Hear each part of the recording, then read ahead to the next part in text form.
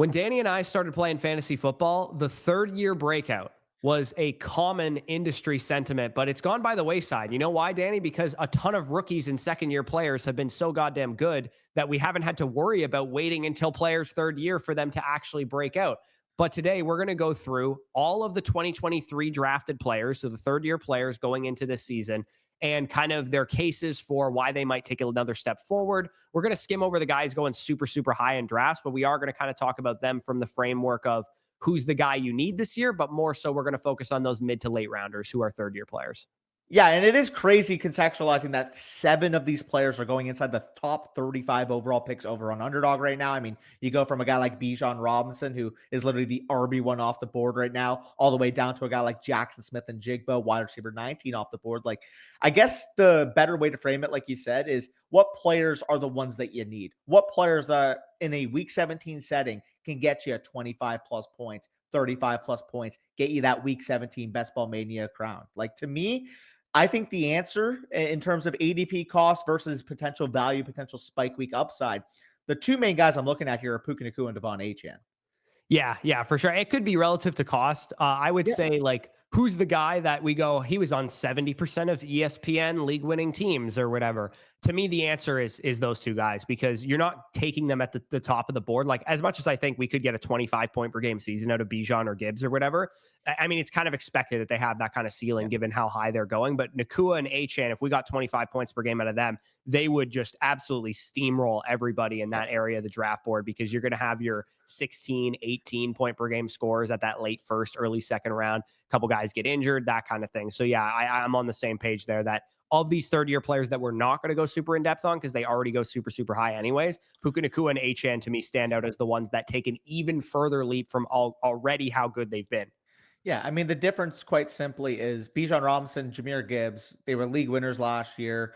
Everybody expects them to be league winners again. It's like, yeah, Puka Nacua, Devon Achane on a point per game basis or at stretches last year were league winners. But because for Puka obviously missed that big time stretch after week 1 with the injury, Devon Achane that stretch without Tua Tagovailoa, really skewing, I guess, our thoughts on them. Because otherwise, I mean, these are first round profiles, high to mid first round profiles that you're getting cheaper down the board, which ultimately speaking, like, if I can get Puka Nacua after the 7th overall pick, if I can get Devon Achane after the 9th or 10th overall pick, I'm just going to be picking them every single time, because I do think the access to the 22 point per game, the 25 point per game, like you were referencing, is very much in there. It's just they're like the slight mini tier based on narrative behind those other two guys.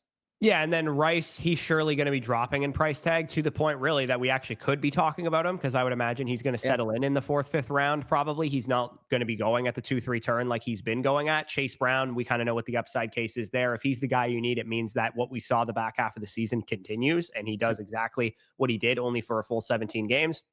And then I think if JSN gets there and is the guy that you need, it's probably on the back of just sheer volume, 170, 180 type of target season. And in full PPR formats, yeah, he could definitely have like a 1,400 yard year. Yeah, I mean, we've talked all off season about how, well, Cooper Kupp might be washed. Well, maybe the way to play that is just draft some more JSN, because he clearly, evidently is not washed. Yeah. So let's talk about the guys we are going to talk about in depth. So from Zay Flowers, which you guys can see in the ADP right now, all the way down to like the top 10 round picks. So like Dalton Kincaid, QJ being like the last ones that we'll really talk about really significantly. We're going to go through these guys and kind of talk through their cases. Are they going to take another leap forward? Because again, all of these players are only entering their 3rd NFL seasons. And usually on that rookie contract, you do see a large majority of players take big steps. It's just that we've gotten so used to them doing it in year 1, in year 2, that we now forget that sometimes it does take players a little bit longer to develop in the NFL. Zay Flowers has notoriously been one of my guys. Flowers been a functional wide receiver 3 or so for his duration of his first 2 seasons so far. Touchdowns have not been spectacular. 4 touchdowns and 5, I believe, the last 2 years. But he has posted 1,000 yards last year as I believe the first time he's done that. This is a 24-year-old wide receiver entering his prime in year 3.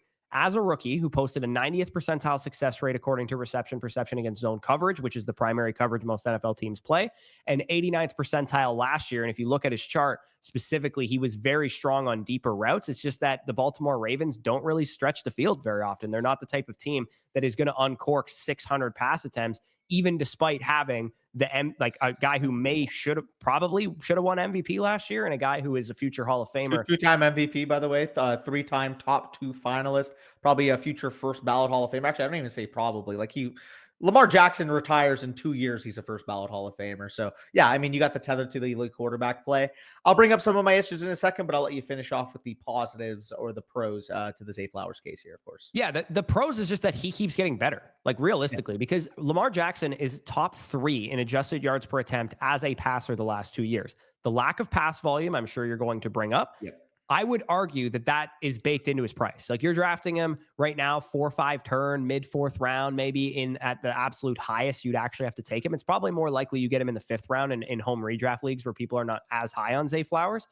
If for whatever reason the Ravens do throw a little bit more, defensive injuries, chaos of an NFL season, sometimes we're not great at projecting this kind of stuff, or they throw only 500 times. They're a bottom 5 team in pass attempts, but Flowers is just so much better this year than he has been in the past. And he commands 150 targets, 160 targets on a 25, 28, 30% target share.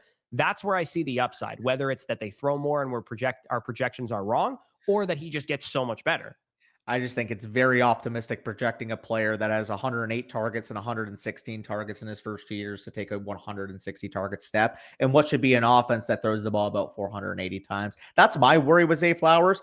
He doesn't have the overall target equity that you would like to see in terms of the target share. Again, fine target share, but when you're dealing with sub 500 pass attempts, you almost need to be at about a 32, 35% target share to really suffice in terms of, like, let's say the 26% target share guys that are in offense that'll throw the ball 550, 600 times per year. That's just inherently the disadvantage for Zay Flowers. On top of that, I mentioned the overall target equity.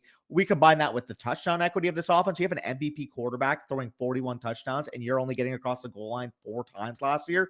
That's my concern, because I do think Mark Andrews is still a factor. Derrick Henry is still a factor. If we're not getting an increase in touchdown equity, he almost needs to be a 160 target player to provide a big time ceiling. Again, I think he's fine at cost. Obviously, you're getting a guy at wide receiver 31. He was the wide receiver 25 last year, wide receiver 31 in his rookie year. Like, there is value in that in its own right. Like, you've made this reference a ton of times. It's like the eat your veggies, where it's like you're getting a guy is going to be that wide receiver 3, potentially low end wide receiver 2 range. It's just, for me, in this specific range of ADP, I would rather swing a little bit higher. And I mean, we'll talk about some of the other third year wide receivers. I mean, Jordan Addison in a second, Jayden Reed in a second.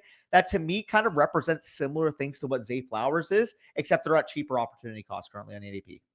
Yeah, like, again, I think you can squint still and make a better case for Zay Flowers taking a step forward when you kind of pop the hood on his season a little bit, where that game against the Bills on Sunday Night Football, where Derrick Henry just literally beat him by himself, and they didn't need Zay Flowers. That'll happen, though. That'll happen. It could happen. You're right. But they didn't play Zay Flowers nearly like full-time route participation in that game. And if you remove week 18, where they did not play their starters for the most part, he was top 20 in the NFL in terms of targets per route run. And he also had like a 25% target share, 27% target share, during that stretch, which was tied for 13th in the NFL with your boy CeeDee Lamb and Garrett Wilson.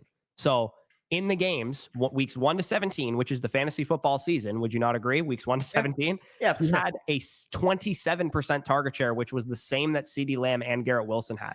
Yeah, I mean, he has to have that high of a target share because the team's going to throw the ball less than 500 times. So I get it, and I think he's a good player. I think he's a talented player. It's just the other factor too is, maybe it doesn't happen as frequently as it did last year, but also Baltimore's the second or third highest projected win total in 2025. The team will be up to 10-point leads, 14-point leads. Derrick Henry's going to have games where he touches the ball 25 times on the ground and scores 3 touchdowns. And unfortunately for a guy like Zay Flowers, who also doesn't have the big share of the 41 passing touchdowns Lamar had, it's just tough for me to see the week-to-week volume, the week-to-week scoring opportunity. Like, don't get me wrong, like Jayden Reed, like Jordan Addison, he will have his spike weeks. He'll have his, 8 catches, 93 yards, 2 touchdowns type of weeks. Like, we've seen that from him in the past. It's just, given the context of this Ravens offense, I don't know how consistent that's going to be. And if it's not going to be happening consistently, are we getting a guy that's going to be destined to finish in the wide receiver 21 to 30 range? That's almost kind of where I feel. Yeah, that's totally fair. And he is being drafted there, and most of the market probably agrees with you. I think what I said at the beginning of this video could hold true for him, which is that year 1 to 2, we know he's good. Year 3, maybe he takes another step forward, and it's a year 3 Calvin Ridley leap, a year 3 Chris Godwin leap. It's a year 3 X, Y, and Z receiver that in year 3 took a big step forward. I could definitely see that being the case. Lamb, Garrett Wilson, those guys also increased their point production in year 3. Drake London last year increased his point production in year 3 as well. Jordan Addison is the next guy that we're going to talk about. Full disclosure, might get a suspension. Probably 2 to 3 games coming up for him for the DUI reckless driving incident that he had last offseason. But a good player, very similar to Zay Flowers. And he's currently going off the board about a round and a half later, given that the market was baking in a little bit of that suspension to him. Yeah, exactly. The rumor right now is a potential 3-game suspension. Obviously, I believe it was for the DUI that happened, in the offseason going into 2024, or was it the offseason going into 2023? It's either last offseason or the offseason before, if I'm correct. I think it was the incident where he said his dog was like in the back seat, like it needed to go to the hospital. No, isn't that what it was? Okay. Did he have 2 incidents? Like I think he might have had 2 driving incidents. I believe it was this one, but regardless, I mean, we did see him evidently improve as a player from year 1 to year 2. Yards per run jumping from 1.56 to 1.77. Obviously, his fantasy points per game rising to 14.17 as the wide receiver 25 in 2024. So you ask yourself, okay, wide receiver 25 in 2024, third-year player, offense that we like, offense that's going to throw the football a ton with Minnesota. Wide receiver 36 off the board. Like, even when you take in the context of the suspension, to me, like I said, I view it similar in the aspect of Zay Flowers. Obviously, Zay Flowers has access to be the number 1 pure wide receiver on his team. But specifically in terms of a limiting factor, Zay Flowers is going to be his volume. For a guy like Jordan Addison, obviously having a guy like Justin Jefferson will cap the ultimate ceiling. And with Jordan Addison specifically, unlike a Devontae Smith, for example, if Justin Jefferson got hurt, I don't view it as an overwhelming positive for Jordan Addison. Like, for example, if AJ Brown got hurt, I have no problems projecting, okay, Devontae Smith, he's going to be a wide receiver 1. He can suffice as an NFL wide receiver 1. If Jefferson were to miss time, I think Jordan Addison would be overwhelmed across a long stretch as a wide receiver 1. Again, if it's like a 2 to 3 game stretch, Jefferson pulls his hamstring, and between weeks 12 to 14, Addison sufficing as a wide receiver 1, sure, he could do it in a pinch. But if you told me, let's just say week 2, okay, Jefferson, knock on wood, torn ACL, he's out for the year, do you really expect the Vikings offense to be good enough to support Addison as the one there? No, I don't. And I think, like you said, there's easy variables to look at. Going 14 points per game as a second-year player is really solid. Yeah. Like, that's something that you, like, again, going back to the very beginning of this video, sometimes players just don't break out ultimately until their 3rd season, because that was the standard for a long time in the NFL. And Jordan Addison could take another step forward this year, maybe a 16-point per game guy, but it would probably require a large step from the young quarterback, J.J. McCarthy, and it might even require Justin Jefferson being out with injury. He's kind of just a discount Devontae Smith is the way I look at Jordan Addison, where if you don't want to draft Devontae Smith where he goes, you could always take the Jordan Addison a little bit later. And, as a passer, it's actually a lot more comparable of a situation to the Philadelphia Eagles offense, because Jalen Hurts obviously going to do a lot of his damage with his legs. Yeah, it's almost like Devontae Smith is like the better version of Addison in multiple ways, because it's like, from a standalone perspective, him being the number 2 to AJ Brown, he's going to give you a little bit more point production.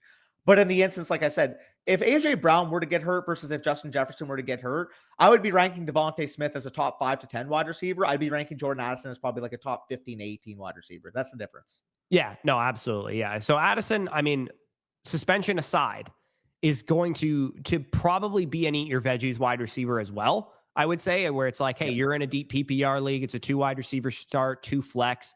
You're in the 7th round. You grab Jordan Addison. Maybe you circle back the next round and grab Jayden Reed just to cover your ass in case he suffers a 3-game suspension to start the year or something like that. That's how I'm playing Jordan Addison. Do I ultimately think this is the guy on the Best Ball Mania winning team or whatever, or this is the guy that makes you 50% more likely to make the playoffs in your ESPN league for drafting him? I would say probably not, but he is definitely the type of guy that rounds out a fantasy football roster and around other league winners can help elevate you to beat your league mates, but he's probably not the guy doing that damage. It's a tight range of outcomes, high floor, lower ceiling type of pick. Yeah, because especially too, you think about it in a slate perspective, any given week, obviously he's got the spike week upside similar to Zay Flowers, but across a full season, it's like realistically you're looking at, what's his ceiling? He was wide receiver 25 in points per game last year. Let's just say both him and Jefferson played 17 games. Maybe he takes a natural progression as a player. He goes from 14.17 to maybe 15.3 points per game. Like, that's probably like the cap that you would see. Yeah, again, I think he's probably a smaller win if he hits, but I also don't really imagine him missing as far as once he's Yeah. on the field and he's not suspended. For sure. Again, safe pick. Assuming the suspension isn't anything longer than 3 games, I'm perfectly fine with clicking him in that range. I do think both him and Zay Flowers, obviously the 3 game suspension is going to be a factor there, but I do think the 11 pick discrepancy in ADP kind of makes up for it. Yeah, no, absolutely. So let's move into tight end, who this class notoriously was very strong at the tight end position. And I will say, before we talk about any of the tight ends in this video, it's probably also worth noting that this third year and beyond definitely applies to this position Oh, because, yeah. generally speaking, before Brock Bowers, before this guy that we're about to talk about, we didn't usually expect a whole lot out of young tight ends. And because of sites like Underdog kind of showcasing what the upside of a rookie tight end or a second year tight end ambiguity can give us, we've really started pushing these guys up the Hey, board. And they used to not go high in ADP. Sam Laporta, who we're about to talk about right now, coming off of a rookie season like he was coming off of, like he should be going, maybe a lot higher than this because usually what he did is not common for young tight ends. yeah, typically speaking, after a rookie season with which what he had, I mean, tight end 1 overall in fantasy, tight end 3 in terms of fantasy points per game as a rookie. Like you would think, okay, the trajectory there, he goes from tight end 3 in points per game to now he's tight end 2 or tight end 1 to maybe the year after is his 1,300 yard, 10 touchdown type of year. Like you're thinking of that natural progression based off what we saw from year 1. Unfortunately, that just simply didn't materialize. I don't know if it was a case where he came into the season banged up, the offensive flow wasn't really going through him. I don't know what exactly were the extenuating circumstances. However, I mean, let's put it straight. Sam Laporta this past season was a big time fantasy bust. Sam Laporta was a guy that maybe went tight end 1 or tight end 2 off the board that was giving you sub 11 points per game. However, when you do look into the season, he scored as a top 10 tight end in 4 of his last 6 weeks. And it's just really the debate that you need to have with yourself. On one hand, are you going to weigh Ben Johnson leaving, Frank Ragnow retiring as red flag, I can't touch Sam Laporta because I think the offense is going to be inherently worse? Or is it more so, hey, this guy is literally a year removed from being the hottest commodity at the tight end position, the dynasty tight end 1, top 3 finisher? Like, can he get back up to that level? Can he get back up to a 21% target share, over 14 points per game that we saw from that rookie year, Sam Laporta? And don't get me wrong, I think tight end 4 valuation is about fair. Like, I think, okay, if you were to say the top 3 tight ends, obviously Bowers, McBride, and Kittle, they're the clear top 3. I would say Sam Laporta is probably the favorite on the market to be that number 4. The issue for me is he projects so much closer to tight end 10 off the board than he does tight end 3. I think it's a very evident, clear gap in terms of tier, where I would rather spend early on one of the top 3 guys or completely punt the position. Because realistically, in order for him to pay off, I need Laporta to have access to that 16 plus point per game in order for me to select him inside of my, top 75 area. Otherwise, just give me a cheaper tight end that can give me 10 points per game. There's like Jake Ferguson could probably get me 10 points per game. Evan Ingram could probably get me 10 points per game. I mean, I don't even have to talk about like Tyler Warren, Colson Loveland, David Njoku. Those guys are almost locks to give me 10 points per game. Yeah, I think the one thing I do like about Laporta is he's fallen now to a point where you're not deciding between like way better projections Yeah. at wide receiver and running back, where you're in an area of the draft board in like the 7th, 8th round where you're like, okay, like, do I want to bet on a bounce back from Debo Samuel? Do I want to bet on one of these running backs who has a bit of a shaky projection, like a Pacheco or a Brian Robinson or a Swift or something? It's definitely more stomachable at that point to take Sam Laporta than it would have been. Like, I think his ADP started out more so in the Godwin, Olave, Judy area of wide receivers. And I think that was just a little bit steep. And obviously last year, we all baked in, hey, what if this guy gets better? What if he builds upon his season? But we probably should have realized he was more of like a touchdown regression candidate than anything. Yeah. And that's kind of also what came to fruition and why he didn't have nearly as good of a season as he did as a rookie. And not having Ben Johnson is probably going to hurt him to the same tune. Like, he finished tight end 9 in fantasy last year, and by no means at any point was he a difference making every week starter, set it and forget it positional advantage. He was, like you said, just as good. Like, he was worse than Jonnu Smith last year. He was worse than David Njoku last year. He was worse than a lot of those guys and comparable to kind of middling K. Dotton types fresh off the waiver wire. Well, that's going to be the biggest debate because obviously there is the upside. The reason he goes tight end four is because people have seen him be that type of needle mover before. Otherwise, it's like maybe Hawkinson would be going above of him. Maybe, Njoku would be going above him. Like, or I mean, Kelsey, for example, is like the tight end 6 in ADP right now. Maybe he'd be going above him. It's like the fact that we've seen Laporta reach that level before gives people a lot more, I would say, confidence in selecting him this high. It needs to happen. Like he needs to be a needle moving tight end in order to pay off at his ADP for you to feel worthy in waiting the 20 extra picks instead of just buying Kittle, or 30 extra picks. I think the ADP is at instead of buying Kittle. Yeah, or like you said, what I'm more often doing, which is bypassing Sam Yeah. Laporta in favor of Tyler Warren or David Njoku or Colston Loveland, or hell, even like later swings like Dallas Goedert, Dalton Kincaid, Isaiah Likely, guys like that. Like I should theoretically, the tight end four off the board, I should feel so much better about Sam Laporta than I do about those guys. But the reality is I just don't. Like, especially not at cost. Like when I opportunity bundle a wide receiver, or running back, or a quarterback, or whatever that I can get at Sam Laporta's pick versus where I'm, the types of bum ass guys I'm deciding between Tyler Warren and at wide receiver and running back, it makes the decision a lot easier. We have another tight end we are literally about to talk about in a second that plays in the NFC North. And I don't view a big tangible difference between Sam Laporta and that tight end. I really Yeah. don't. Yeah, and we could actually probably group the next two guys together because they do play for the same team. Jayden Reed, who goes off the board 78.1 overall ADP on Underdog, and then later on down the board is Tucker Kraft, who you were just referring to, also a third-year tight end, but unlike Laporta, hasn't proven nearly as much, even though he was a usable, streamable tight end last year and had some really good stretches.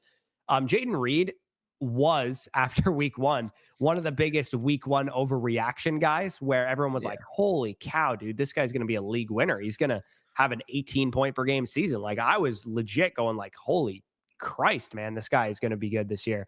Jordan Love sprains his knee at the end of that game, and it was a significant knee sprain. And who knows, it might have derailed the Packers' entire season. Like I think it did. No idea how different the season would have looked.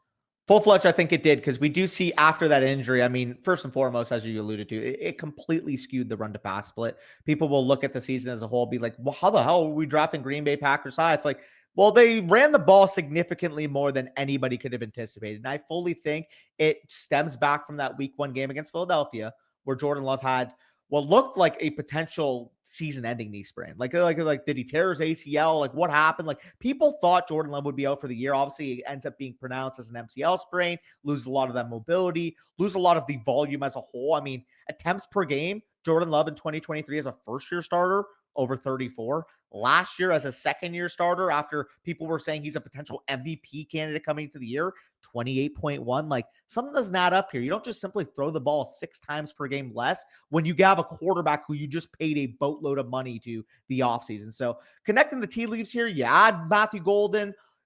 Green Bay in 2024, only 4 games with over 30 pass attempts, and 2 of them came in Jordan Love's first 2 games. In weeks 1 and week 4, which were the 2 games that Jordan Love played, the first 2 games he played this season, were also coincidentally Jayden Reed's best 2 games of the year. The wide receiver 1 and wide receiver 2, respectively, in those 2 games. Yeah. And it's funny because you said connecting the tea leaves, which someone commented on our video. It's reading the tea leaves. So I know it was for sure you that said it the last time and not me, because I didn't know which one of us said it last time. It was definitely me. Anyways, Jayden Reed, like my thought process is like we might have been robbed of a really, really special season from Jayden Reed. And you'll never know. But like if you squint, it's almost like Rashee Ricin a little bit. Ricin means something different, obviously, if you're Breaking Bad fan. But Jayden Reed had a bit of a Rashee Rice like start to the year, and then really it was poison. He didn't blow his knee out, and we didn't go, oh my god! Like, because imagine if Rashee Rice just played those first 2 games, week 1 and week 4, and then got hurt and missed the whole year. How high would we be drafting Jayden Reed right now? Rashee Ricin is so good because if anybody bought him after those couple weeks thinking they were getting a league winner, they just got the poison of their team. Yeah, can't keep getting away with this. You cannot keep getting away with this. Rest in peace, Brock. Yes, absolutely. I would say, generally speaking, I'm just so in on Jayden Reed. Like, if we had to put a list together of like just our favorite players from this video, the ones that we're drafting the absolute most, Jayden Reed is damn near the top of my list because I love where he goes, man. He's in an area where I'm not drafting a lot of the receivers and running backs there with confidence. And I feel pretty confident that he'll have great spike week appeal, a great flex option. And people get over their skis a little too much about the fact that he's a slot receiver. Well, that's the thing too, Corey. Think about it like this too. If the team is throwing the ball 6 times per game less, they're adapting a more run-heavy approach. Who's the most likely guy off the field? Probably not the guy who runs the ball also. The small dynamic slot wide receiver that dominates in 11 personnel is probably not going to be on the field as much when they're in 2 tight end sets, when they're running the football, when they're establishing the tone with Josh Jacobs. On top of that, he played 5 games with over a 70% snap share this year. 2 of them came in those first 2 games with Jordan Love. Yeah. Yeah. No, this is the type of guy that I think, again, what we used to do when you and I were in high school, we chained together these first 2 seasons of NFL prospects and we go, this guy's ready for a year 3 breakout. It was always the classic trope of fantasy football, year 3 breakout wide receiver. And Jayden Reed's got a couple of great data points that we can point to, like going, dude, he could really break out this year. I mean, just look at it simply like this: as a first year, second round wide receiver as a whole, as a rookie, wide receiver 24, 13.57 points per game.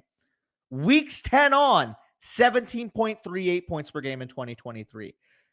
There was a reason why we pegged this guy as a breakout candidate last year. And yes, I understand it's a post-hype world now. We saw him disappoint. Everybody's acting like Jayden Reed's old news. Well, guess what? If he's old news, I'm picking up the newspaper. Yeah, well, we're also drafting a guy in the first round who ran less route percentage than Jayden Reed. Puka Nacua ran less than 75% of the routes that Jayden Reed ran last year, and he was also the wide receiver 6 in points per game with 18.6. Like, I don't know if anybody realizes this or not, but like the NFL's kind of dominated by slot receivers currently, and St. Brown and Nacua and some of these guys, like, they can exist and be absolutely dominant fantasy level. And we're going to talk about another one in a second here, who's also a slot receiver, who's dominant from a fantasy perspective. Oh yeah. Despite being a slot receiver. This is the new age NFL, man. These guys that just get PPR chain moving stuff, they're going to be great. And Jayden Reed is no exception to it. Tucker Kraft, his teammate, had a really nice season as well last year. Tight end 11 off the board, 123.8 overall ADP. Like you said, what is really the difference between him and Sam Laporta when you really think about it? I mean, Sam Laporta obviously done it before, better projection of the offense, but a lot more target competition, a lot more proven target competition. And I get this is not a fair thing to do. Okay. Harp in the comments if you guys don't like this exercise, but I mean, just blind resume test. Obviously 16 games versus 17 games. So take that, into consideration. Sam Laporta in 16 games last year, 83 targets, 60 receptions, 726 receiving yards, 7 receiving touchdowns. Tucker Kraft last year, 70 targets, 50 receptions, 707 receiving yards, and 7 receiving touchdowns. And that was in a Green Bay team that was throwing the ball 28 times a game. And the Lions were the best offense in football also by a lot. Yeah. I mean, to me, he is the new age Mark Andrews case. If you remember Mark Andrews, I believe it was his second year. We were talking about, efficient player. It was either, if I'm not mistaken, it was the year before Lamar Jackson broke out. Like, he had a couple touchdowns. He flashed some big plays. We're looking at it just from a simplified standpoint. Big tight end, athletic, catch touchdown. What happened in the 2019 season, if you recall, with Mark Andrews? He hit a huge year, and coincidentally coincided with his quarterback being the MVP.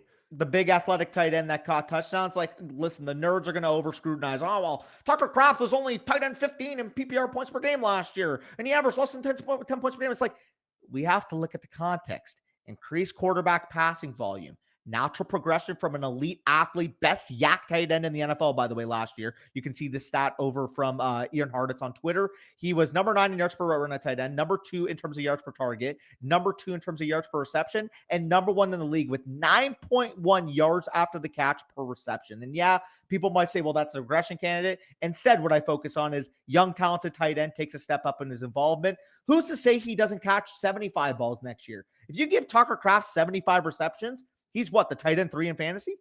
Dude, on 50 catches, having 700 receiving yards and 7 touchdowns is really impressive, man. 14.1 yards per reception, too.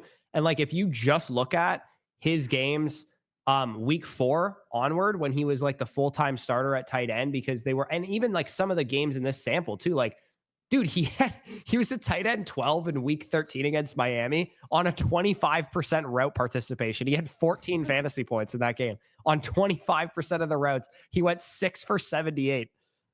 Yeah, no, he's absolutely absurd. I think the talent people are starting to catch on to. Hey, guess what? People might say, well, wouldn't Jayden Reed, if you're going to hype him up, coincide with the tight end? It's like, dude, they win on opposite sides of the field. Jayden Reed is your explosive big play threat.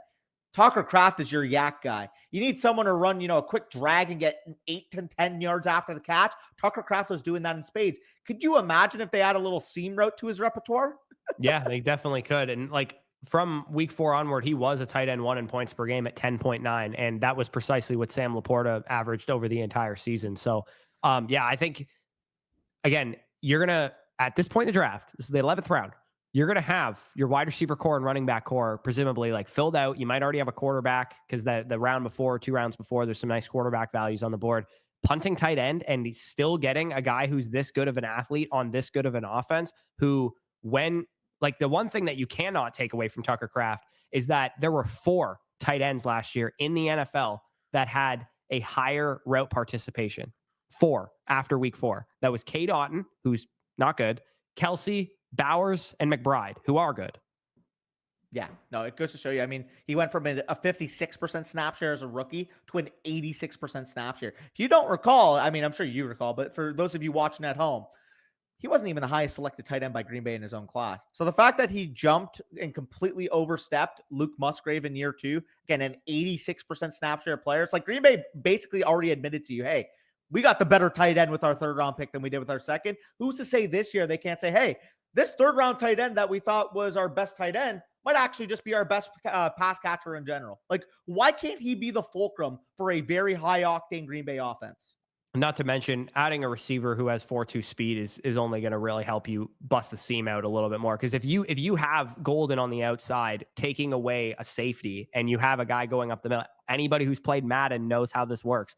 If there's a outside hole shot between a cover 2 defender and you got to throw that ball, what is the safety doing? It's going to the guy who runs in the 4.2s who can burn you for a 70-yard touchdown. And guess what happens then? You throw it right up the seam to Tucker Kraft, who also can coincidentally probably burn you for a touchdown. Yeah, no, Green Bay is going to be a lot of fun. I cannot wait for the post-type label that we're going to continually give them this offseason, because I do think this is the year that we see it actualized. 28 attempts per game. I don't expect to happen again. I fully expect Jordan Love to cement the status. Like, we were calling him a potential fringe top 5 level quarterback after the finish of 2023. And I think he gets back up to that level. Yeah, for sure. Now let's talk about Josh Downs, and we can keep this one relatively brief because Josh Downs, like we are Josh Downs Glazers. Yeah, like it's freaking Krispy Kreme with Josh Downs with me, man. Like I talk about this guy all the friggin' time. Yeah. Separated an elite level in 2024, despite, by the way, being 22 years old or 23 years old coming into the season, missing all of training camp with a high ankle sprain and some of the season to start, and having a quarterback who's like legit terrible at throwing the football in Anthony Richardson. Now you have Daniel Jones, who should probably start for the Colts, at least at the beginning of the season. We're starting to hear that Anthony Richardson's back to throwing. It'll be an ongoing situation. We don't exactly know what's going to happen there. But regardless, he hyper targets his slot receiver. We saw Wan'Dale Robinson and him have a pace of 143 targets, 95 catches for Wan'Dale in 2024 with Daniel Jones at quarterback.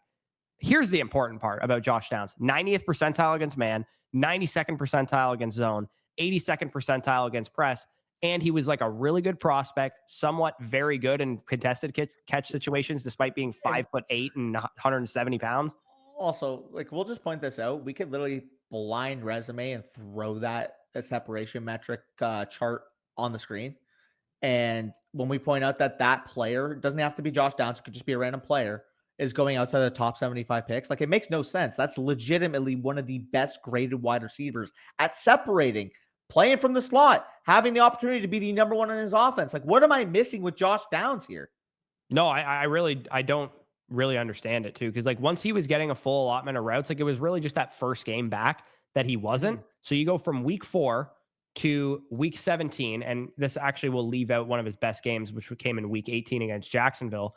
You go week 4 to week 17, and you have Josh Downs ranking as a top 30 wide receiver legitimately. And he had horrible quarterback play, like horrible. Which, I know you're the Zay Flowers guy, but make it make sense. Why is he 30 freaking picks and more expensive right now? Should, as much as I like That's Zay insane. Flowers, these guys are very similar bets.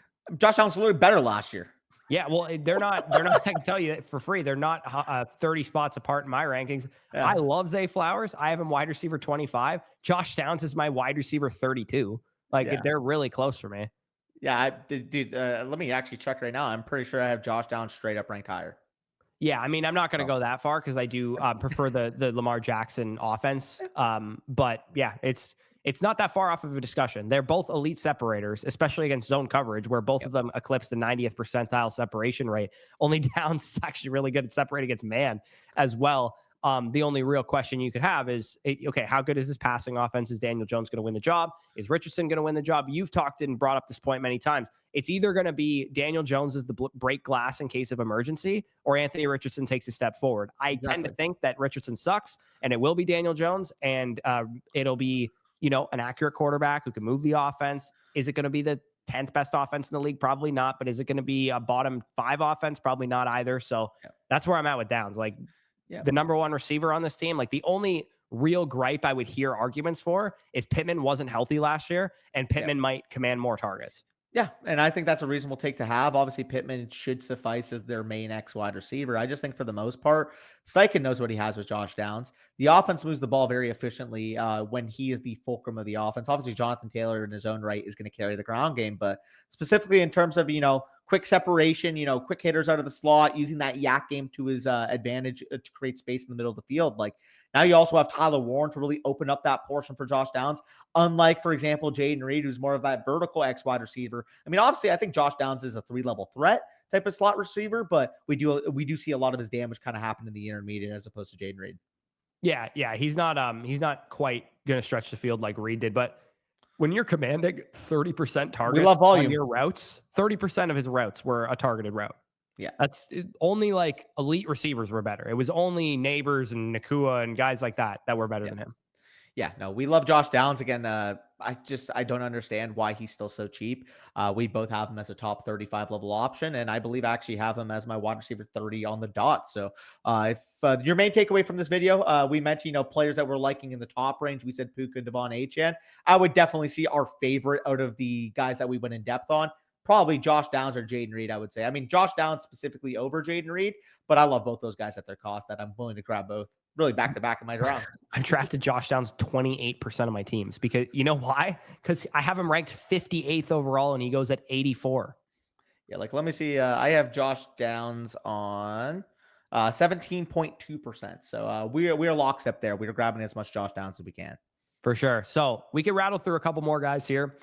This one relatively straightforward. I mean, this guy, I would say when he gets the volume has already broken out, and that's Zach Charbonnet, running back of the Seattle Seahawks, currently going off the board about 115 overall. I believe, other than Jordan Mason off the top of my head, and I guess if you count David Montgomery as a handcuff, he's one of the higher priced handcuffs, generally speaking, because I think most people should be aware that when Kenneth Walker's active, it's Kenneth Walker's backfield, usually.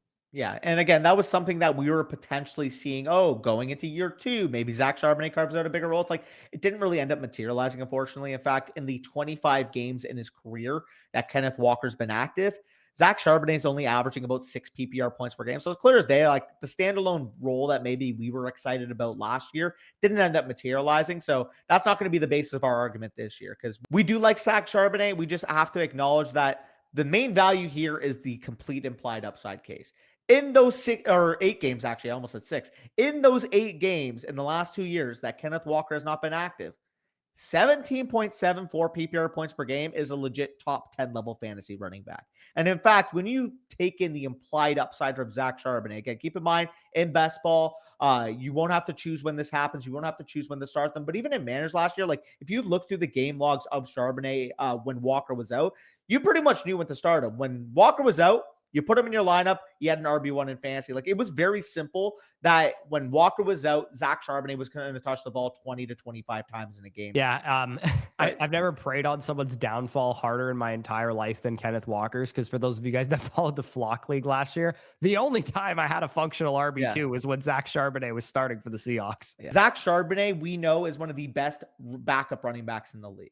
But that's what he is. He's a backup running back. We're not looking at a case where, like maybe, for example, I think it was Ramondre Stevenson versus Damian Harris was like the big ADP choice, I believe, 2020, if I'm not mistaken. There isn't really the possibility like, oh, no, he's now Ramondre Stevenson, and now it's clearly his backfield and this is top 15 running back in fantasy. I think it would have to be in lieu of a Walker injury for him to be relevant. Yeah, it's all the coach speak still is pro Walker too. It's not like they're coming out and saying we want a backfield split or like Charbonnet's taking over, because like the Rojo and Fournette decision also was very much all That's the another coach one. speak was pro Fournette and people ignored it, and that ended up not materializing well for the Rojo drafter. But yeah, Charbonnet this year. Dynasty, different story because Walker's a free agent after this year, but this year still just going to be probably Kenneth Walker's handcuff. I can't imagine he'll take a step forward unless Walker goes down, which is obviously very possible. He's been dealing with injuries most of his career, but unless he goes down, it's probably Charbonnet's on your bench and maybe even on the waiver wire after a couple of weeks of not being usable. Well, that's the beauty of it. Like based on the current trends of his 2 seasons in the NFL, you again, based on last year as well, 3 separate weeks as a top 10 running back, 2 separate weeks scoring over 20 fantasy points. And that was without, a bombshell. Oh, Walker's out for the year, or oh, Walker, tore his ACL. He missed like 4 something. games last year, 5 games or whatever. Like the fact that we're still getting payoff on the pick, despite that, catastrophe for Walker, and that hasn't happened yet. Like if Walker were to go down tomorrow, Zach Charbonnet would be going in the 3rd round, top 25 of leagues. Yeah. Oh no, absolutely. He'd be going right around Chase Brown, Kyron Williams, Breece Hall. Like he'd be going right in the range of those guys because he'd be that valuable. Because we know what the workload is. And Tyjae Spears, also a guy that went, I believe, in the 3rd round of the 2023 draft. 124.9 overall underdog ADP. I talked about Tyjae Spears actually a lot in yesterday's video because in the end is near video, I talked about Tony Pollard. And Tony Pollard, Danny, I don't know if you knew this, but he posted a 70+ rushing grade, 4+ yards per carry, and over 3 yards after contact per attempt 6 times last year. 5 of them were in the first 7 games of the year. So he really started to taper off as the season went along. Coincidentally, Spears was also really banged up at the beginning of the season last year and got healthier as the season went along.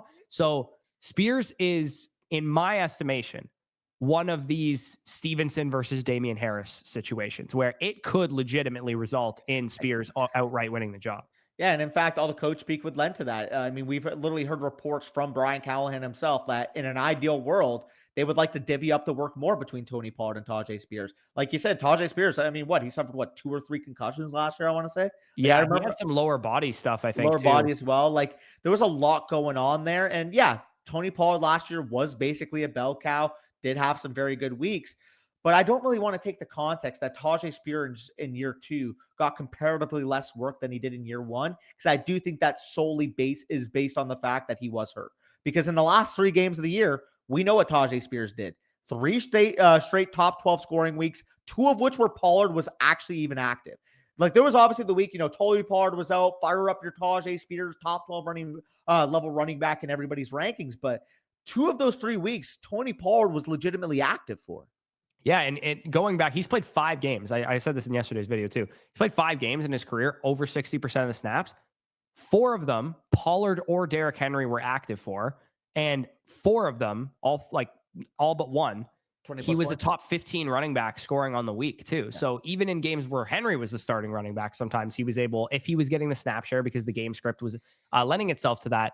The reason why is because he had 70 targets his rookie year, which was 9th among running backs. So if he were to stay healthy and let's say this backfield starts out more of a 50-50 split, and Pollard, because he's beyond the age and touch apex, like I talked about in yesterday's video, if he starts to taper off, get hurt, not play as effectively, because like I said, he was not good at the end of the year. He was not efficient.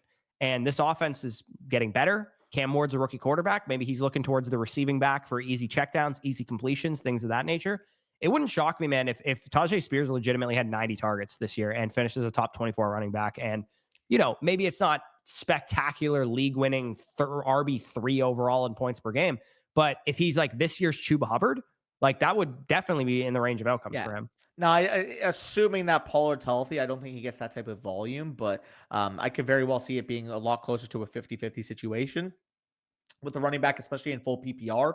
If he can get up there in terms of back to that 70 target, 75 target range, definitely a big time payoff. And on top of that, the implied upside, Pollard misses any time. I mean, we've just talked about the fact that even with Pollard and Henry healthy, he's had top 12 level appeal. So yeah, big time fan of Tyjae Spears. There's a very real possibility also with the offense potentially improving. Cam Ward coming in, first overall pick. Obviously, we know Calvin Ridley is going to be the main fulcrum in the passing game as a wide receiver, but I do think the offense could potentially funnel Ridley in the passing game, these two running backs interchangeably in the running game. Because realistically, outside of those three players, where else is the ball going to go to? Yeah, especially through the air. Like Io Manor and Restrepo and those guys, like they're not going to be commanding Conquo. probably a shit ton of targets, at least at the beginning of the year. Like it wouldn't shock me if, Spears is a huge waiver ad for people in shallow leagues after the first game of the year because he caught 6 balls. Yeah.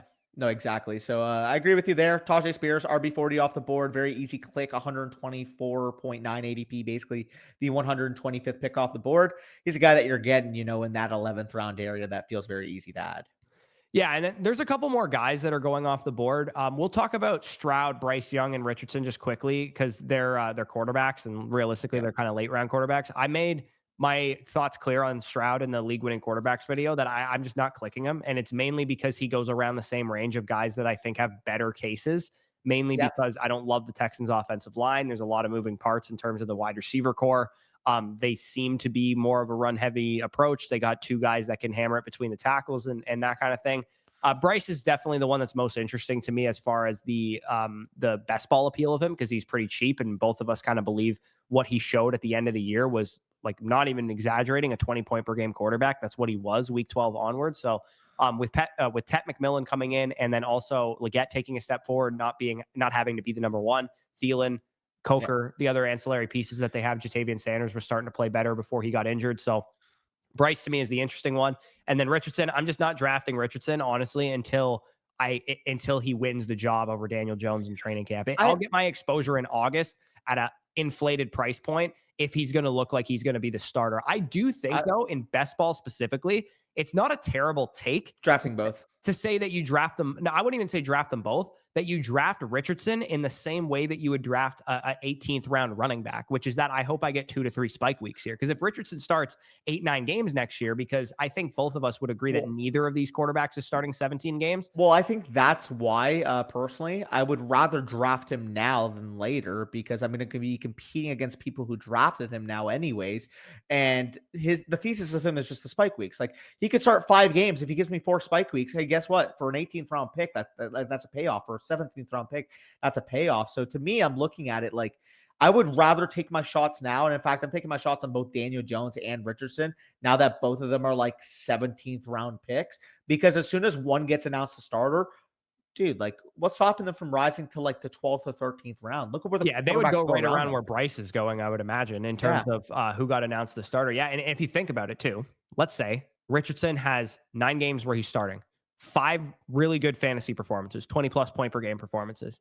Yep. Week 17 against Jacksonville. What if he has 30 fantasy points? What if he's literally the skeleton key to winning BBM and he was available in the 17th round? That's why I'm not willing to end up with 0%. No, neither am I. I've drafted him on 6% of my teams as much as I have. I think I have Daniel. Where's my Daniel Jones exposure? Because I know I've drafted him 22% of my team. So I'm really high on Daniel Jones, and I draft a shit ton of Pittman and draft a shit ton of Downs and Warren and stuff. So I'm generally ending up with a lot of Colts exposure. But I don't want to be completely out on Richardson, because if he is going to start, if you told me week 17 rankings tier list time, he's starting for the Colts, and quarterback even if 6 in your rankings. He's not playing well. He's playing like old Anthony Richardson. Against the Jags, he's like going to be quarterback 6 in your rankings. Exactly. So it's like, yeah, dude, the guy could have legitimately a 25, 30-point week, and you tacked him on as a third quarterback, 18th round pick to your Brock Purdy, Dak Prescott quarterback core, who both, let's say, have bad weeks in week 17. Yeah, and I mean, like going through the other interesting ones, Cedric Tillman, obviously big-bodied X-wide receiver, showed some flashes before the concussion last year. Obviously, a little bit ambiguous because the Browns' offense projects to be a mess. Tillman, obviously, we don't know how he'll look after the concussion because it was a pretty serious one at that. I believe it was on the Thursday night game, if I'm not mistaken. That was the game that Judy went completely off against Denver. But anyway, sidetrack there. If Cedric Tillman gets back to the level of play he saw for that 3 or 4 week stretch, we're legitimately looking at a steal at wide receiver 63 price tag. Quentin Johnson probably doesn't have the upside to be a steal per se, but I will say, I disagree. I think he could actually crush his ADP, to be honest. But like for example, with Cedric Tillman, I think he can legitimately be a top 24 wide receiver, basically because he literally did it last year at points. Yep. I think QJ can be a top 32, 35 wide receiver. I just don't know with Ladd there, can he reach a top 24 level ceiling? QJ was wide receiver 31 in points per game last year. I think he could legit, like, we all thought 62 off the board, by the way. yeah, we all thought he was a good prospect. Yep. But all of us, especially people who like, know wide receivers really well, we're like, this guy ain't ready to be a number one wide receiver his first season. And like him having the prototypical year 3 breakout, I'm not gonna say this name because it's hyperbolic. But we saw Nico Collins have good underrated metrics for the first 2 years of his career and then really take a step forward in year 3. It wouldn't actually shock me if the dichotomy between where Ladd finishes and where QJ finishes is way closer than the ADP would suggest. I'm not willing to go there. I'm willing to go there. No. I would say, like Ladd, let's say he finishes wide receiver 11 in points per game next year or something. He has a really good season, 17 fantasy points, something like that. It wouldn't shock me if QJ is like wide receiver 30 or wide receiver. Wide receiver 30. Yeah. I mean, 26 it literally like happened that. last year, but yeah, I mean, I think the Nico Collins comp is a little fucking steep, but maybe, but I don't like Nico you're was anti Zay Flowers. Like I don't think it's outrageous to suggest that they were basically neck and neck for both of us as prospects, Zay Flowers and QJ. And QJ was the one who needed more time to develop. Zay was the older prospect and whatnot. Wouldn't shock me if they scored similarly again because they did score similarly last year. It's more so just the disrespect on Nico because his separation metrics, even before he broke out, were just miles better. So do we have QJ reception perception numbers? Because I would be very curious to know how that went. Might need it, but either way, though, we both like Johnson at cost. I'm not going to say he's the next Nico Collins, but wide receiver 62 feels like a very easy click there. You mentioned Dalton Kincaid, of course, CJ Stroud. Another name, I mean, obviously, Brenton Strange going to get a lot of talk right now. Young tight end going to year 3. Obviously, the Jaguars, they don't bring back Evan Ingram. They make big shifts in terms of their overall pass game. I know you're a little bit more anti Brenton Strange. I think he's like a fine click where he goes. 158 feels like a reasonable cost for a tight end attached to an offense, I believe, in with a good athletic profile. Yeah. I wanted to point this out because I thought it was hilarious. Yeah. Matt Harmon, I'm not trolling. I swear to God. He said, I actually don't think he's that much worse of a player than Rashee Rice, is what he said in QJ's write up for his reception. He's like, if they used him the way that the Chiefs used Rashee Rice, he would be really good. Basically, is what he said. Oh, that's a bushgasm if I've ever heard one. It is, dude. Why am I QJ pilled? Every time I do more research on this guy, I'm like, I actually kind of like him this year. For what it's worth, his reception numbers aren't good. Like he wasn't separating at a high level down the field. He was just separating on short and intermediate routes for the most part, which I think is fine. Like Ladd McConkey's a 3-level player. I think Trey Harris, now that Mike Williams is retired, is probably going to start on the outside playing like a downfield, stretch the field type of role. And I've kind of said before, like I'm not super huge on Trey Harris hitting the ground running and playing at a high level right away. Two guys that we did kind of skip over. I was going to say, if you made it this far, comment down below Bushgasm. We continue. Bushgasm, yes. Marvin Mims outrageously goes at 127th overall. Okay. We both disagree with this price tag, but let's play devil's advocate to ourselves here because we both don't like Marvin Mims. It's been pretty notoriously talked about. He finished the season really strong, 2 awesome spike weeks, right? Week 17, I think it was week 18 as well. Monster games. Marvin Mims' biggest problem has been what in his career so far?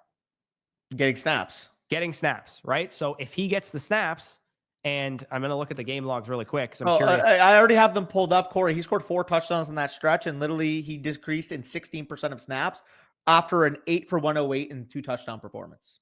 And they drafted a receiver in the 3rd round. They did, yes. And they also have Vele and Franklin, who I would imagine they still have some belief in. I mean, Marvin Mims is him, Adonai Mitchell, Dontavian Wicks, all doing the Spider-Man meme. I'm so good on a per target basis. I'm so good on a separation basis. I mean, that 29% target rate that I talked about for Josh Downs, the guy immediately after him was Marvin Mims. Care to guess what his RP metrics are? Don't look. What are they? So I'll take it. Okay, guess what his man zone impresses. Just take a guess. Like I would imagine his zone is like 30th percentile and his man's like below 10th. So his zone's at 22nd percentile. His press coverage rate is at the 3rd percentile. And I don't think you want to hear what his Is it 1? It's first percentile. His man coverage beating ability is first percentile. Why are we drafting this guy in the 10th round on Underdog? What's going on? His success rate versus man is 44%.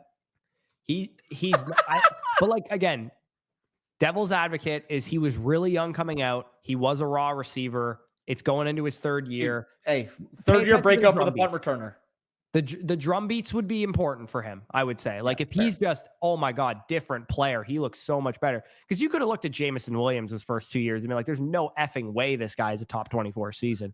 But who knows, man? Marvin Mims, they keep going. He's going to start preseason usage, all that kind of stuff. Wouldn't totally shock me if he had a good season. Hey, I mean, the video is titled 3rd year breakout. Dude, he is going to break out on that punt return unit. And then the other guy that I want to talk about because I find myself just enjoying urine these days, but Dalton Kincaid, man. I mean, to be a 2nd-year tight end and to be 8th in the NFL in target share at your position, even despite really having some rough injury luck throughout the year. Before that Indianapolis game, I've pointed out that he was very much running the routes, getting the targets, everything he needed to do. Again, this is a position where sometimes you don't look like you're the best player in the world. And then come year 3, come year 4, you really start to break out and look like a lot better of a player. I get that Dalton Kincaid is 25.7 years old and maybe should look a little bit better at this point in time. But if we play the whole fantasy football 101 game here, let's pretend it's not best ball for a second day. Let's pretend it's not best ball. Zeros aren't a problem because obviously in best ball, if you miss on Dalton Kincaid, it's more consequential than if you miss on Dalton Kincaid in redraft. Because if you miss on him in redraft with a 10th round pick and 11th round pick, you may be drafted a 2nd tight end later, Isaiah Likely or something like that, or you just churn the waiver wire, stream the position or whatever. I'm going to take shots in redraft leagues on Dalton Kincaid. If I miss on the tight end position, I miss on the Kraft range, I miss on the Njoku range, I miss on the Warren range, the Loveland range, and I'm deciding, hey, do I want to take Dalton Kincaid or Dallas Goedert or Jake Ferguson? I'll take 2 of those guys, and I'll take Kincaid for my upside and Ferguson for my safety. I just don't see Kincaid as being your upside shot, to be honest. Why not, dude? There's nobody in that receiving core who's commanding more than the 22% target share, and it's Josh Allen. Dude, instead of looking at where the targets are going to go, think who can earn the targets. And yeah, he earns targets. Kincaid had a top 10 target share at his position. 5.8 targets per game. You know what he did with it? Nothing. I know. 3 catches for 35 yards a game. So it's like, yeah, I mean, he was earning the targets, 20.2% target share. My issue was, based on how good he was on that 20.2% target share, he would basically need a 40.2% target share to be worth anything. He also somehow, despite playing with the MVP of the league, had a 65% catchable target rate. And I've seen Bills fans point this out, that for some reason, these guys just were not on the same page. Like every single bad interception that Allen threw was targeted at Kincaid. Also, his routes run per game between year 1 and 2 dropped from 28.4 to 19.6. He ran 9 less routes per game. Yeah. So, like, I don't know. I mean, when he's on the field, he was banged up, though. He was banged up at the tail end of the season. He was banged up. If he had finished strong, I think we'd have to take him right now in like the 80s.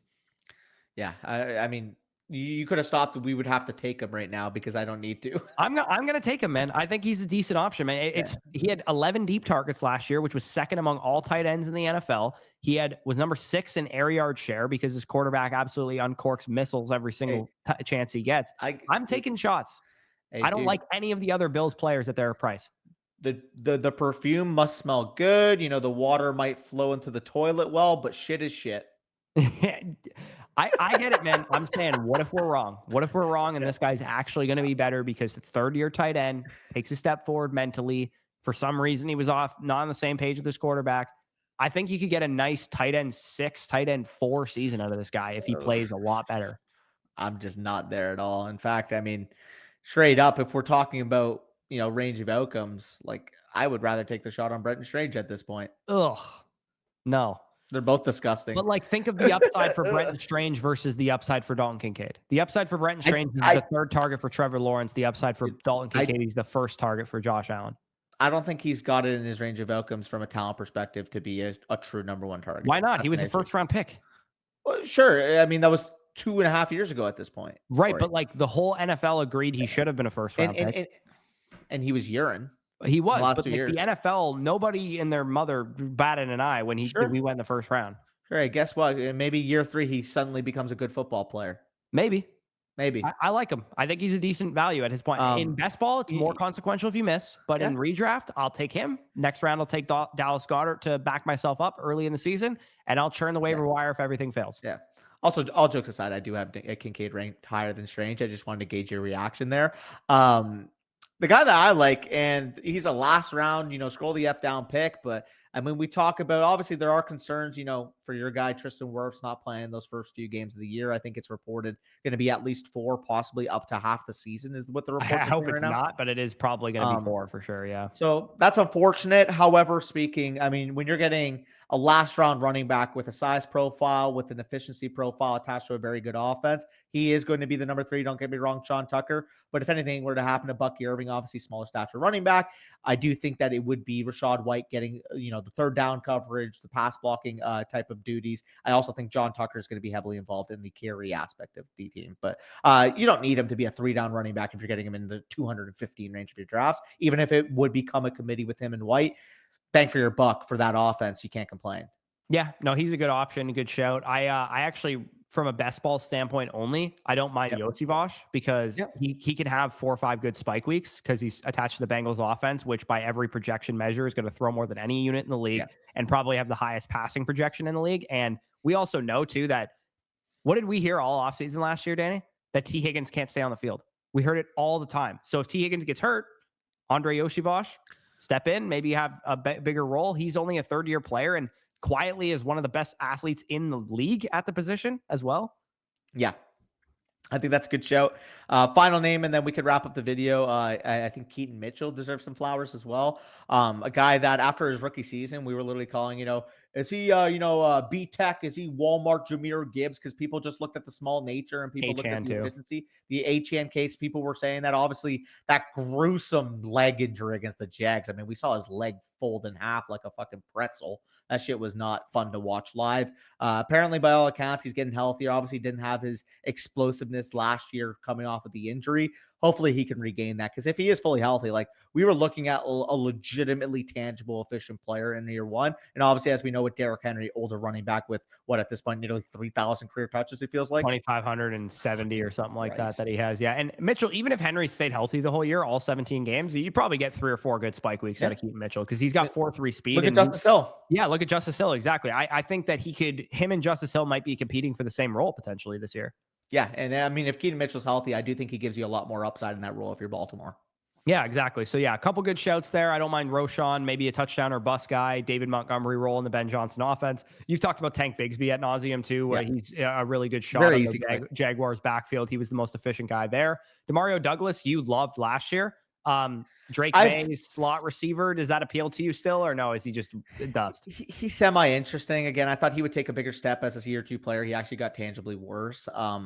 Yeah, I mean, I don't know what it is. I thought maybe he could become a full-fledged, 2 wide receiver set type of player, really establish himself. Like we talked about Josh Downs, we talked about Zay Flowers, maybe that undersized number 1 wide receiver. I just think it's less and less likely that ends up materializing. And I mean, Hunter Henry being there now, obviously a good year last year, Diggs getting signed. Like it's pretty apparent that the Patriots have done everything in their power to increase the firepower of their wide receiver core, which can only mean negative against Mario Douglas. Right, but as someone who is a ball He's interesting knower, in this range. as someone who's a ball knower, it also kind of requires a lid lifter on your offense to be able to make a slot receiver go. Yeah. And he went from 11.4 yards per reception, Demario Douglas in his rookie year to 9.3 yards per reception. And a lot of that, I think, is probably a lack of speed on the Patriots offense. And Kyle Williams being a low 4.4 guy, Stephon Diggs being a 3-level threat, at least last time we saw him, he was still capable of threatening a little bit. I could see Demario Douglas having, am I going to call him this year's Jacoby Myers or Darnell Mooney? Probably not, but I could see him returning quite a bit on his ADP. Like he's going, wide receiver 70 or something? If he finished wide receiver 37 and was a consequential spike week guy in the 16th round, that wouldn't shock me. Well, I think a good comp for it, can it be like this year's Rashad Bateman, where it's like Bateman last year had some spike weeks. Bateman last year, had a couple 2 touchdown games. It's like, I think it's pretty apparent what we learned last year is he going to be a top 2 target on your team? Probably not. Probably a little bit overcasted for that role. But when you have Williams added, when you have Diggs now, obviously Hunter Henry to be that big body, I do think it opens up Douglas, like you said, kind of confined into that short yardage role last year. We saw a lot more big plays in his rookie season, even despite not having May in that year. Yeah, let's get the only other guy we haven't really mentioned here is Wind Sprint King Michael Wilson, who all I would like from Michael Wilson, to be honest with you, is play the X alignment wide receiver role for the Cardinals when Marvin Harrison is facing a number one shadow Yeah. corner. Go, go. Just put him at X every single move Marvin around the formation and just use Michael Wilson as a sacrificial X every single time. And then Dontavian Wicks, I mean, only thing I'll say positive about him is if Green Bay suffers some injuries at wide receiver, he will be one of the first guys we were talking about in waiver videos. So it's possible that in 18th round, he's a half decent show because he gives you 4 or 5 good weeks. Even last year, when he was like objectively not good, he still had a couple really big games. Yeah, no, exactly. I think that's a good shout there. I mean, Dontavian Wicks, famously last year, a guy that I wanted to rank as a top 25 wide receiver because, I mean, when you look at the separation, when you look at the targets per route run, when you looked at all the macro factors, like, hey, like this guy should have broken out, but unfortunately, a receiver just needs to know how to catch a football. He That's the does, yeah, difference. and he actually had like 4 games of like top 30 production and 2 games of top 15 production. So he wasn't even that bad, even despite how Yeah. bad it seemed like he was. So in the 18th round, I'm actually not totally against scrolling the F down for him. But anyways, that was the end of this video. We broke down pretty much every year 3 wide receiver, running back, quarterback, and tight end that we could possibly go through. Let us know of these guys who are your favorites. We already kind of made mention, like I'm drafting a shit ton of Josh Downs. I'm drafting an absolute crap ton of Zay Flowers, Tucker Jayden Reed Kraft. as well. Tucker Kraft, we're getting a lot of. I'm actually willing to take the urine plunge and take some Dalton Kincaid. Who are you guys drafting in their 3rd NFL season? Let us know down below in the comments. If you guys want to draft some of these players, head on over to Underdog. That'll be linked down below in the pinned comment. You can start drafting. $25 gets you up to $2 million if you can take down Best Ball Mania 6. I highly doubt that Dalton Kincaid will be a part of that, but maybe he is. Who knows? They play the Eagles in week 17, so maybe he has a nice game in that one. But anyways, like, comment, subscribe if you guys enjoyed. Check out the site if you want all of our rankings and all the other kind of stuff going on there. Peace out, and we'll talk to you soon.